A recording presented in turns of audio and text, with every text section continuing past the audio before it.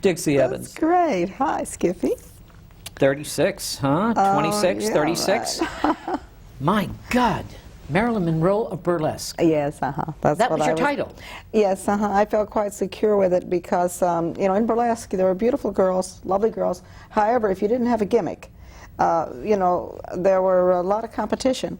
So being the Marilyn Monroe of Burlesque, I felt very secure that no one could actually steal my act, so to speak. That was your gimmick? That was my gimmick. Marilyn Monroe, but you have have more than just that, darling. Because you were the bumps and the grinds of burlesque. That's right. Come on, the bumps and the grinds. Sure. I've seen you perform many, many times in Jersey and all these great St. little Louis, burlesque Chicago, theaters. Detroit, all the theaters. Well, that's when burlesque was burlesque. When we had burlesque theaters, 30 girls walking forward to the latest song of the day, and the house singer opening up and singing a song, and girls coming out of bottles and whatever, champagne, big production numbers. But they did an act, didn't they? They did an act. Yeah, each stripper did do a story number or an act, like Sally with her fans, or the macaws, Siskin and macaws would fly in and take off her wardrobe. Yes, you had to have some style. I want to go back to Dixie Evans' life. Come on. Long Beach? Grew up? Born and raised in Long Beach and grew up in Hollywood. Oh, so you're a Hollywood lady. On Hollywood Boulevard, yeah. Really? Whitley Heights. I lived right up on Whitley Heights, for the first or second block on Whitley. Child actress? Or? No, wasn't. No. I had no talent. Come on, Dixie, right to the point. Dixie Evans, how did you get into burlesque? What was your...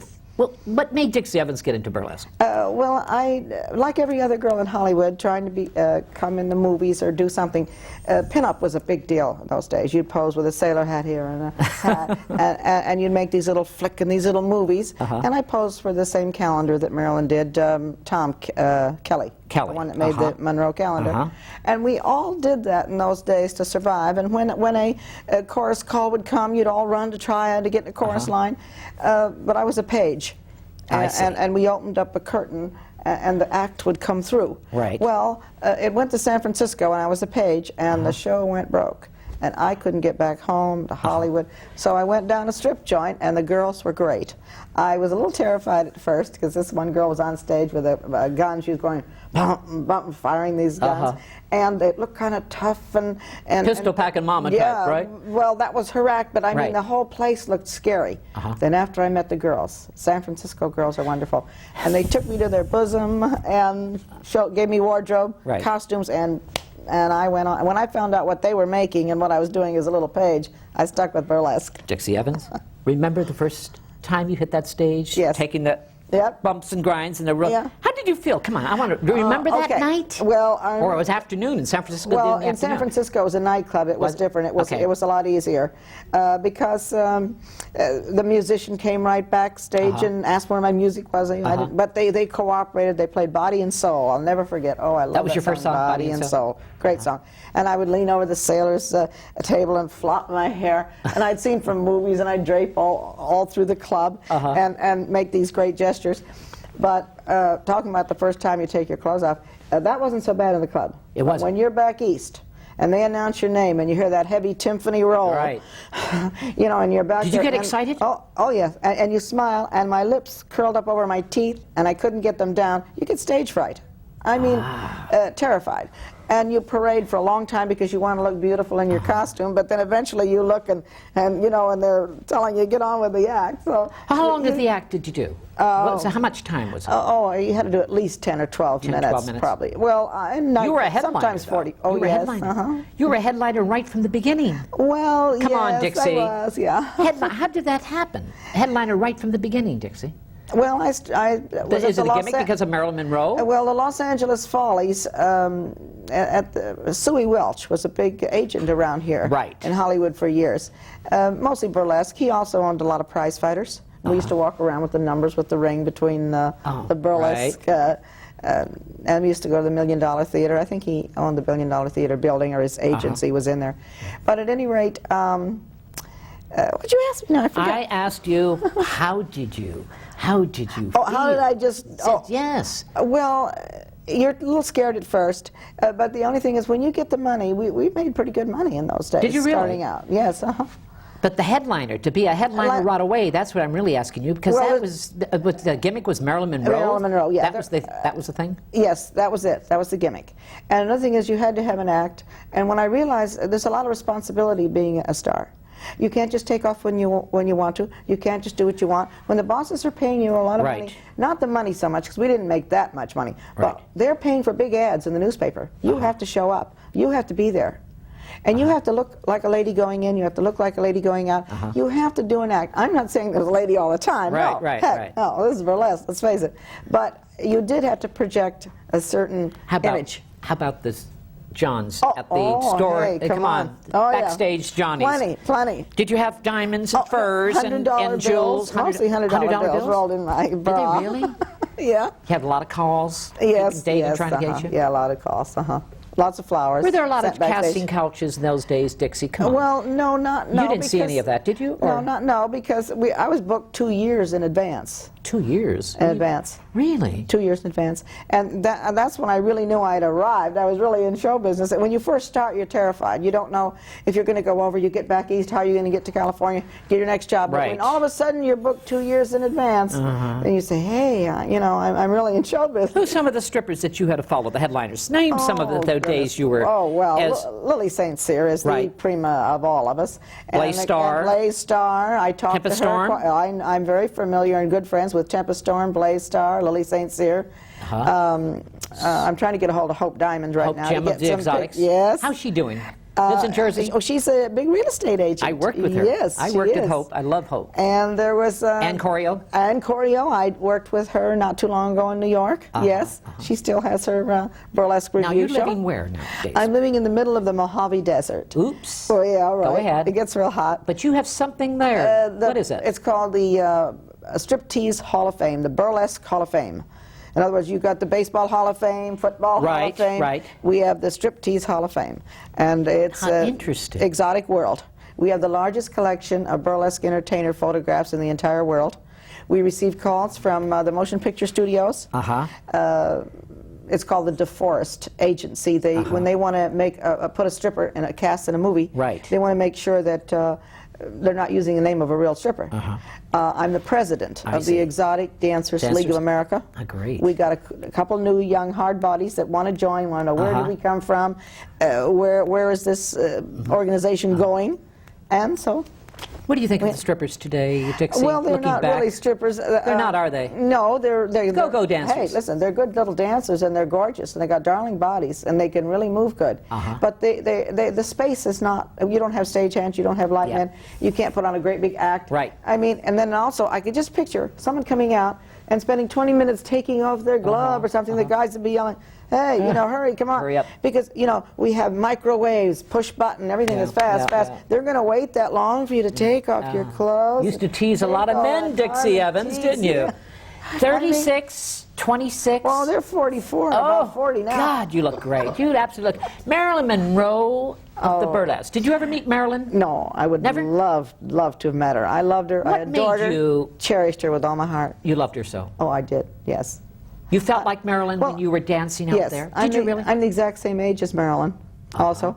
Yes, I would sort of psych myself up, and I definitely. You know something? There's sort of someone else in the studio, yes, and he is a great fan of Marilyn. If anyone knew Marilyn, this guy really knew him. I met a lot of people. James Haspiel, how are you? I'm just fine. Skip. God, How are you? Yeah. With your camera. Yes. Running around New York City, following Marilyn Monroe with that camera. What made you follow? You were just a big fan. You were a fan. And that's how it started out. I was 16 years old. Right. And what can you be at 16? Right. But a fan. And somewhere in there, she looked back in my direction. And I don't remember the first time, but sometime later we were sitting in a taxi cab together. Right. And obviously at her invitation. And she was telling me something, and in the middle of her thought, she said, "But Jimmy," and I said, "What did you say?" And she started to repeat the thought. Right. And I said, no, what did you call me? She said, "I called you Jimmy. Your name is James Robert Haspiel." And then she said, Haspiel. What had happened was the light bulb went off in my head that when I met her, I already knew who she was. I'd never said who I was. Really? So she had gone to people around me. She heard who you Said, were. who is he? Yeah, who is he? Because you were always there. And then opened up that door and let me in, as it were. Was she scared those days? Were stars No. scared with cameramen following? It was a different time. It was obviously a gentler kind of era, and we didn't have the man with the knife chasing Teresa Saldana, you know, or the guy with the gun killing Rebecca Schaefer. Right. It was a very different time, and celebrities back in the 50s did not need to have a bodyguard, if you will. Brooklyn. Yeah, born in Brooklyn. Brooklyn. What made you pick up that camera? Did you see Marilyn on film before? When I first saw Marilyn, I didn't have a camera. You didn't? First time that I saw her, I didn't have a camera. So she encouraged you to get it. And I was not, her presence did. I was also not an autograph collector ever. And I watched her giving autographs and posing for pictures. Right. And at the end of the session, I just looked at her, what was going on the street, and I said, Miss Monroe, would you give me a kiss? And she looked at me, and there was no written all over her face. Right. And I said, just here on the cheek. And there was a chorus of oohs and ahs. Help me out, Dixie. Go ahead. And she gave me the kiss. She gave you the kiss. Yes. This right here, this picture I want to show. What is this picture of? Can you focus this real quick? This right here. That's Jimmy, yeah. This is Jimmy and Marilyn. Focus real quick. Look at this is you, 17 James. years old. 17? Yes, and Marilyn is on the way to Coney Island to have a hot dog and ride her bicycle around Coney Island. She was at the Actors Studio those days? Yes, yes. So you hanged around the Actors Studio then, is that what you did? Arthur Miller days? I saw her at the Actors Studio, sure. I started, let's say, pursuing Marilyn. Right. During the filming of The 7-Year Itch, the location filming in New York. Is that what? Actually watched the 5 hours of the shooting of the famous skirt scene. Right. You did watch it? Yeah. Why, Jim? Why? Who would go away? Would you have left? It was a glorious thing to see. She was totally fascinating. Total fascinating. You people, see, I understand what you're going through, but I can't see, things like that don't excite me to get my whole life wrapped up in Jimmy Dean's or Marilyn Monroe's and stuff like that, or, you know, stars, or Judy Garland's. Bear in mind go ahead. that I was 16 years old. Yes. Bear that in mind. And that as the friendship developed, coming out of the fan-star equation, if you will, it just turned into something else entirely. What did it turn into, Jim? Well, it turned into a friendship, and it's like the fact that she was a movie star would not be off-putting, it would not make you go away. Right. Because she was a movie star. It became a friendship. What did you know about Marilyn at the time? What did you find out about Marilyn Monroe, The first thing that I found out about Marilyn Monroe is that the woman in front of me had absolutely nothing to do with the woman on the screen. That was an invention. And in fact, Skip, there was an afternoon when we were walking through the streets of New York, and I walked her home, and we arrived in front of her building, and I must tell you, she had no makeup on. Her hair was very, very casual. Show that. This picture. It's a good example. This is a good example right here with no makeup. Look at close up, real close. Yeah. There's no makeup here. Nothing. Incredible. She's nothing at all. beautiful. Yes. And we are standing on the street having what I call a long so-long. And a passerby who lived in the neighborhood and knew that she was a neighbor, if you will, stopped a few feet away and started to observe. And within a few minutes, 4 or 5 passerbys were now standing watching. And Marilyn was 5'5½", and I'm 6 feet. So I was looking downward at her. And in life, she had an upward smile and very wide blue eyes and a very, very girlish voice. And suddenly, within less than a minute, the head had tipped back, and the smile came down, and the eyes were now lidded, and the voice register came down, and somewhere in there she said, "I think I have to go now." And I said, "I think you have to go too. I don't even know who you are." Because I had gotten so used to, if you will, Norma Jean, though I called her Marilyn. And what she had done simply was to transform herself into her character because there was an audience surrounding us. Yes. And so she felt obliged to be her Marilyn Monroe. for them. Yeah. So you really got Where to she didn't have to be her. Was she for a me. little girl, Jim? Was she like a little girl? She had little girl qualities. Yeah. But she was a lady who came out of the house in the morning and Skip, this comes from an 8-year, up-close, intense observation. 8 years. She knew where she was going. She knew how to get there. She didn't need anybody to lead her there. And she made choices in life. And I knew an absolutely terrific woman. What happened with that, Arthur Miller and her? You were there with the days. Arthur Miller did something on their honeymoon. What happened, Jim? that destroyed the marriage on the honeymoon. On their honeymoon? Yeah. They went to England. Marilyn was going to make The Prince and the Showgirl. Right. With Sir Laurence Olivier. She loved. That was one of her favorites, I think, wasn't it? I think it's one of her favorites. It's the film James for which Bacon she won the most awards. Yeah, okay. She won the French Oscar, the Italian Oscar. Right, right. Etc. In any event, we are now in London. I should say they are in London. And in the house in which they were staying, she walked into his study. And there was a pad of some kind open. And he had written on the pad. And he had walked out of the room, and she saw what he wrote. And it was the seed of destruction in their marriage on the honeymoon. Really? He had written on the pad, "My daughter is the only woman I will ever love, and I wish that I could find an honorable way to die." Pretty powerful stuff. Yes, it is. The fact that she then remained with him for 4.5 years is something of a testament to her willingness to try and make this work. Do you think she learned by remaining with him? I don't know. She had good times in New York, don't you think, Jim? Let's get back. She had wonderful times. I think her favorite place was New York City, In don't you 8 think? years, well, obviously I wasn't there every day. Yes. But in my 8-year experience with Marilyn Monroe, Right. I saw her depressed twice. See, I think New York was her place. You know. Yeah, it was just a place to get away. It was. She California's- once described New York as, she said, the stimulation here you can't find any other place. So when I leave New York, I'm camping out. Me too. I'm camping out constantly Oh, because New I York. love Manhattan. I do too. Jim, this wonderful picture of 7-Year-Itch. Yes. Tell me about this. Look at this picture. She gave that to me Look at this.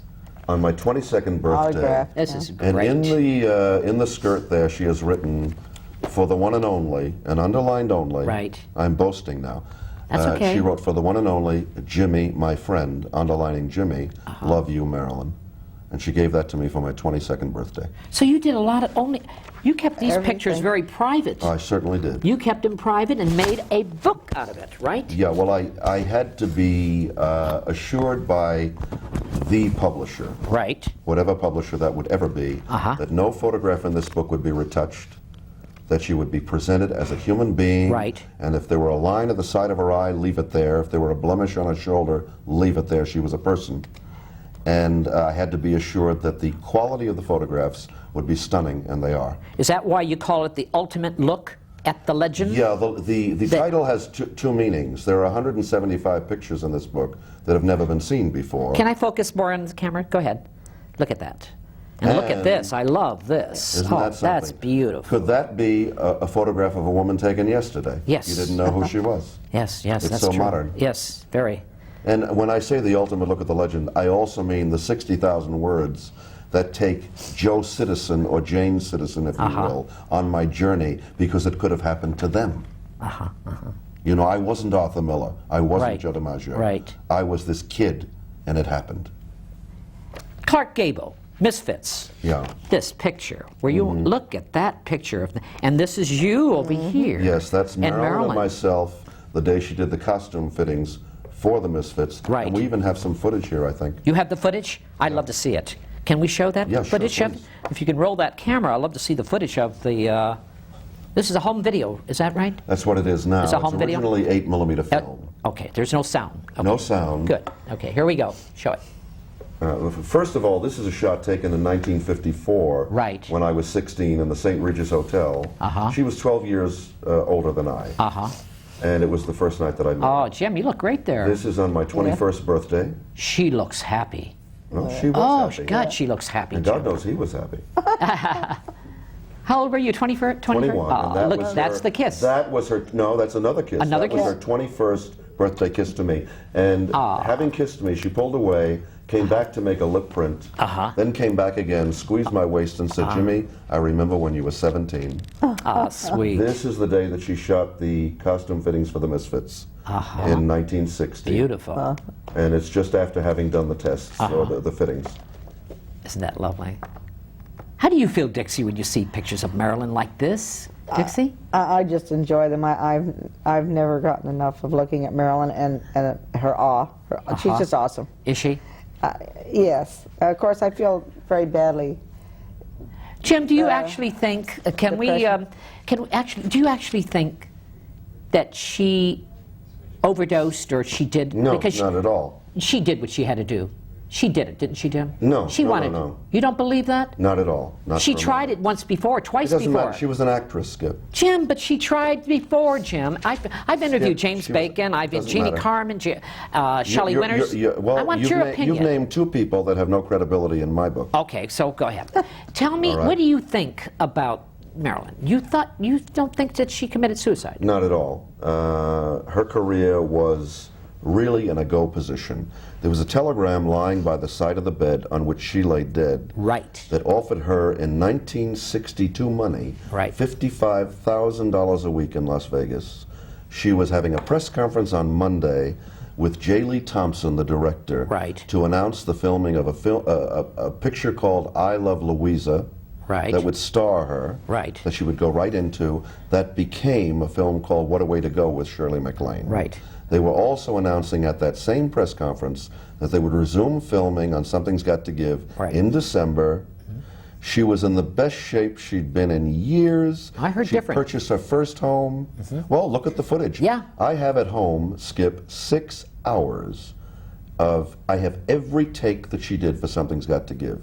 She is absolutely, totally letter perfect. Really? Yes. And everyone's telling me that she realized she was downhill. No. Anthony Summers said to me after he wrote Goddess, yeah, and then I showed him the tape, he said to me, Jim, if I had seen this, I would have written a different book. The Goddess. Yeah. One of the great movies of Kim Stanley. No. Isn't that Goddess the what? is a book. A book. But The Goddess isn't that, wasn't That's that? a Wait, movie with but Kim that Stanley. is with Kim Stanley, but isn't that a takeoff on Marilyn Monroe? Come on, Jim. What Patty Chayefsky did. That's right. Go ahead. He hung the goddess on Marilyn's skeleton, if you will. Right. And he has himself acknowledged that the goddess is components of Judy Garland, some of Marilyn, yes, but dominantly that the goddess is Ava Gardner. Ava, really? Yes. Oh, I didn't but know he that. draped it on the skeleton of Marilyn's life.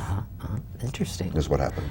Dixie Evans. Yes. Writing a book, come on, Burlesque, Queen of Burlesque. Yes, Marilyn Monroe of Burlesque. You're beautiful. Yes, Tell me, writing a book? I have attempted it so many times, but fortunately two professional writers from Hollywood did come out, and they listened to my story, and that's why my throat is pretty bad. I talked for 3 solid days out there, and they believe there's a book, there's a story, because it's gaudy, there's burlesque, there's my personal life. I was married to a professional prize fighter, a boxer, and went through quite a bit, and then when Marilyn died, I went into a horrible depression. No agent wanted to hire me. Nobody wanted to see me. I couldn't work anymore. I was just as dead as Marilyn, just as dead, because the feeling in the country was so severe. Meanwhile, when you have the wardrobe and you have the costumes and you're right at the height of my career too, you don't fade out. You want to wear those G-strings and costumes, don't you, darling? But I didn't have the heart and I didn't have the feeling anymore. Jim, because I felt the guilt. Terrible guilt. And that's why James came down to see me in Miami and interviewed me in 1972 because I tried to disappear. I was like Barabbas running to hide. Really? Oh yeah, the guilt was horrible.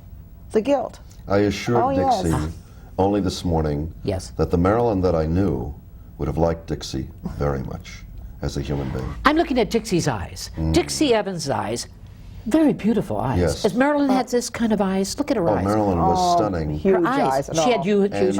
I've had great but she had lots of lashes on, didn't she, Jim? Didn't she? When we take leave of you today, I am taking Miss Evans to meet Marilyn's stand-in, Evelyn Moriarty. Oh, yes. Because I am tripping out on the thought of these two faces looking into each other's, if you will. Well, and you're the same age? You're the same age as Marilyn? I'm the exact same age. 65 she is? Yes. 65 she would be? Yes. God, 65. I'm looking at you, Dixie Evans. Oh, come on. 36, 26, 36. Whoops. 65. You look fantastic. Are you teaching some burlesque bumps and grinds to the girls of the feathers? Yes, we do get girls writing and asking for videos on a school. So I believe that since there's so much curiosity about burlesque, how it used to be, yes, we're going to create a video on how to strip. Come on. Not Is there going to be a burlesque theater coming again? Because all these I hope so. I want burlesque to come back again. It should come back. It was fun. It may not be exactly the same. Right. But the young girls are curious. They want to know. And I think it would be nice to recreate the Lily numbers, the Tempest numbers, even though Tempest is still... Oh, Tempest kills me every time I mention her on TV. Okay.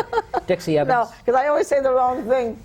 Dixie Evans, would you say you had a good time in your lifetime? Looking back? Oh, yes. Would you say? Oh, yes. You've had a I good did. time? Yes. Would you do it the same way? No, I would do it a little bit different. You wouldn't be a stripper? Oh, yes, I'd be a stripper. But what would you do different? I try to go home and get some more sleep. I love to carouse. You were a party girl. Oh, I was a party girl. Dix- Oh, yeah. Are you telling us you want to go to your home and sleep? Oh, yeah. No, Was Marilyn a party girl too? What do you mean by party girl? Party girl means going out all night. Marilyn was the party.